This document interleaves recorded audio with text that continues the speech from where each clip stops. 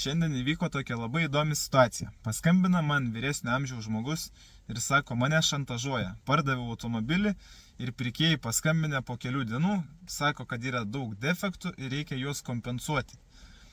Ne tai, kad grąžintų automobilį, bet kompensuoti. Tai žodžiu, aš sakau jam taip tiesiai šviesiai, jeigu jūs užtikrintas savo automobiliu, kad pardavėt gerą ir tvarkingą, nekompensuokit ir tiesiog laukit tolimesnių veiksmų. Jeigu jie jumis paduos į teismą, teismas nuspręs, kas bus kaltas. Nes visokių yra aferistų, kiti ir naudojasi.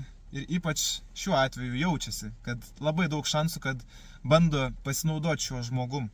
Nes iš balso ir iš kalbos atrodo, kad tiesiog vyresnio amžiaus žmogus, nedaug nusimanantis apie automobilius ir toks sąžiningas, bent jau taip skamba. Tai tikėtina, kad jį bando apgauti. Bet kaip ten yra iš tikrųjų, klausimas. Tai va, ir jūs nepasigaukit ant tokių aferistų. Jeigu pardavėt tvarkingą automobilį ir prašo jūsų kompensacijų, neikit į kalbas visiškai. Tiesiog laukit tolimesnių veiksmų, jeigu matysit, kad yra paduota į teismą, jau tada žiūrėkit, kaip ten išeina. Būna visko gyvenime, būna ir parduoda tvarkingą automobilį ir jis po savaitę sugenda. Ir už tai reikia tiesiog atsakyti. Tokie mūsų jau įstatymai, gyvenam Lietuvoje.